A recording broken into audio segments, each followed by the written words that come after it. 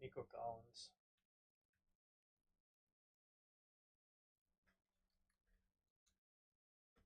Listen, I like Nico Collins. He's a big receiver. He's got a lot of talent. I think that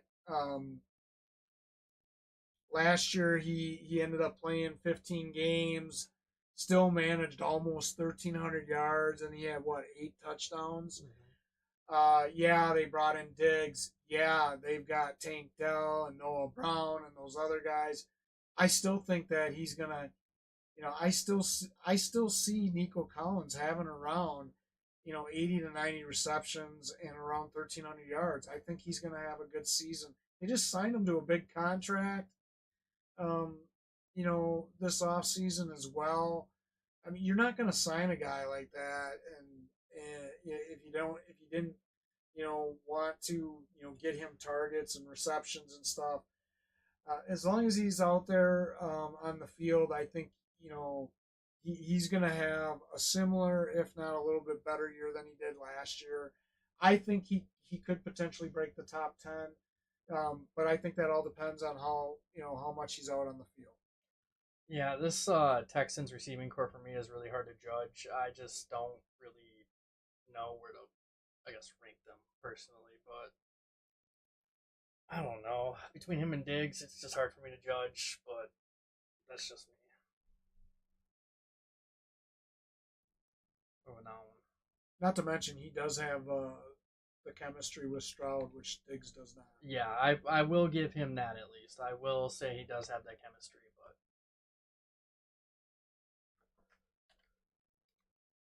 DK Metcalf.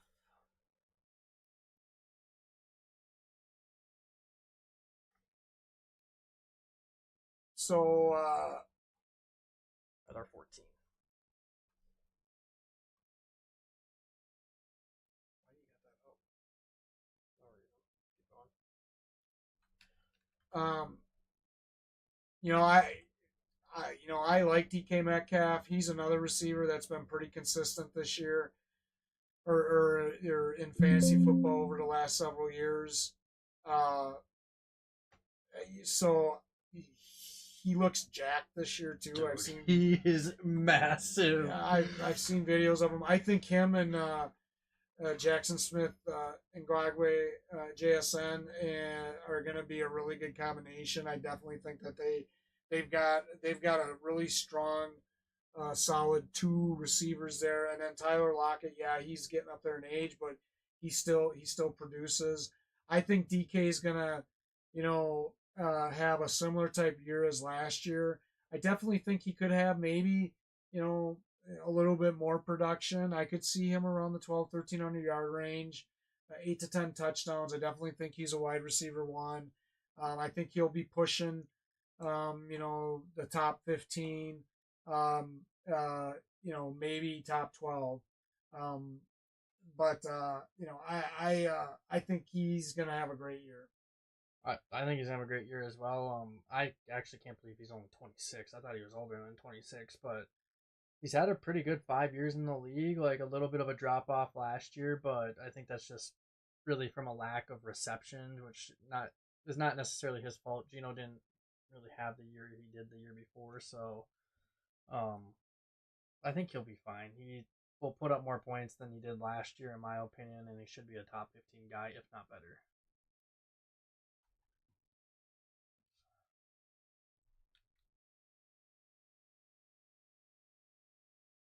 Brandon Aiyuk. Yeah, so Aiyuk had a really good year last year, and the year before. He was okay the 2 years before that. Uh, he's pretty healthy for the most part, except for his rookie year. I think he missed some games there. Last year he had over 1,300 yards, 75 receptions for 7 touchdowns. He's definitely um, you know a big part of their passing game there, right behind Debo. I just read that he's really close to signing with San Francisco. I don't think he's going anywhere. He's going to stay right there in San Francisco. They're going to get the deal done here. Um, Do I think he's going to have 1,300 yards? I don't know.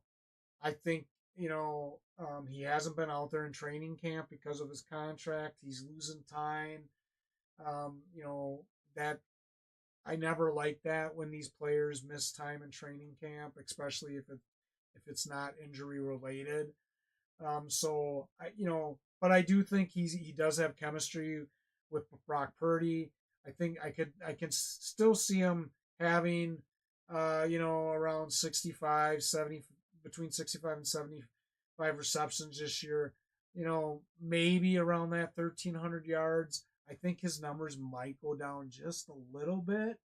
I still see him possibly having around, 5 to 7 touchdowns, uh, this year. I think that we've got him exactly where he needs to be. So I think he'll be right around that 12 to 15 range for ranking, as the year goes around. I do definitely think he's a wide receiver one, uh, for sure, with the numbers that he puts up. I think he'll kind of just be around the same this year.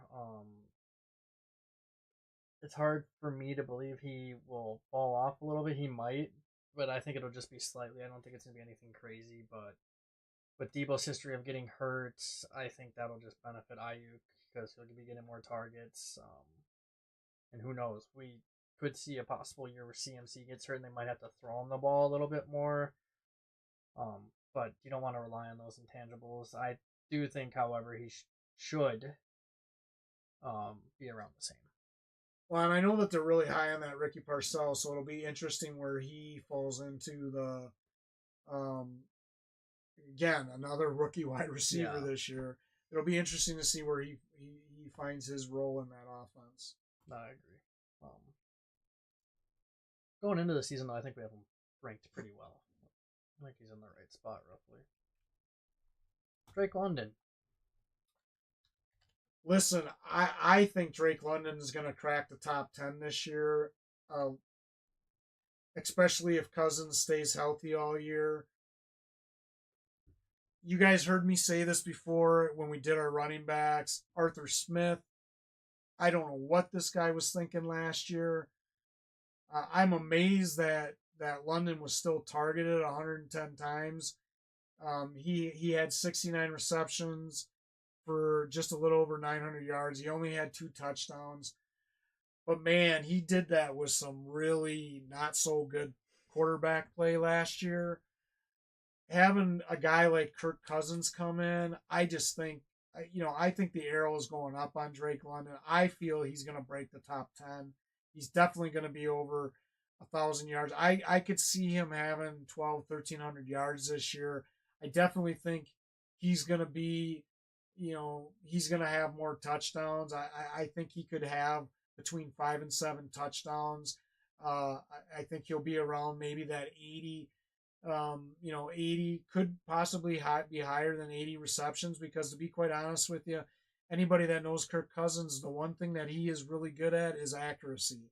He finds his receivers, but he also gets the ball to them where the ball needs to be. So, and Drake London's never had that in his first 2 years at Atlanta. So I think that London is definitely a guy that should be on your radar. He's definitely a number one receiver. I think he's going to break the top 10 this year. He's definitely going to be well over 1,000 yards. Yeah, I definitely think he'll be over 1,000 yards. And like you said, Kirk Cousins is, I actually think, the most accurate quarterback based on stats to this point.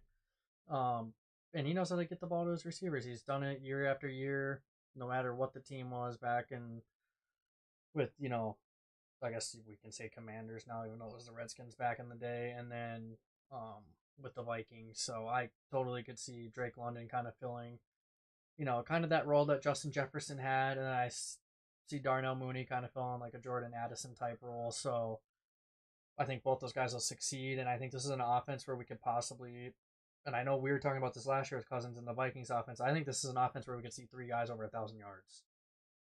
I know we were talking about it with Jefferson, Addison, and Hawkinson last year. I think the same case can be talked about here with London, Mooney, and Fitz. Yeah, well, Mooney's a year guy. I don't see it yet, but Hey, it could happen. But he's gotten 1,000 but yards with I Mitch will say Trubisky. I did have him ranked at 10, and he's definitely going to break the top 10. We'll see. Chris Olave. Yeah, I love Chris Olave. I think this guy has got tremendous talent, and I am stunned that he had, that he managed over 1,100 yards last year with Derek Carr, because they were not on the same page. I mean, he had over 1,000 yards his rookie year. He is a very talented receiver, especially given his height. I mean, he's not the tallest guy, but man, he's really good. I had him ranked at 12 on my rankings. I know a lot of people are predicting that this guy is going to be in the top 10 this year. I'm not going to say that right now because I'm not convinced that him and Carr are still on the same page. I got to see it. I've said it before. I think Drake London's probably going to have a better year than Chris Olave. Can Chris Olave have a better year? Yes. If him and Carr get on the same page, yes, I see it. But I don't know. It'll be interesting. I will say this. They've got Shaheed, as the number 2, and then Cedric Wilson as their number 3. So I definitely think he's going to get the targets. I think it's just a matter of can Derek Carr and him be on the same page, and can Carr get him the ball. So I do think he's a wide receiver 1. I got to give him his props. I think that he'll, at the very least have the same kind of year that he did last year. And if they're on the same page, he could break the top 10 and he could have a better year because he's got all the talent in the world. This guy's definitely a athletic receiver. Oh, he's definitely athletic. I was actually going to ask you if the Saints decided to go a different route from Carr and put in Rattler, would that change your mind of him possibly surely locking in top 10? I think it would be. I'd probably keep him the same place until I could see what him and the other, quarterback, Spencer Rattler could, if they had chemistry or not. I know there's rumors going around about Carr to the Vikings. I don't know if they're true. I know the Vikings are in a dire situation. I feel, they lost McCarthy. I really think McCarthy had the edge at the number 1 spot. But it'll be interesting to see, how that plays out. But I definitely think Olave is a great receiver. I just think that he just hasn't had the quarterback that he needs. I think honestly he's only been like just a few touchdowns away from being that top 10 type guy, but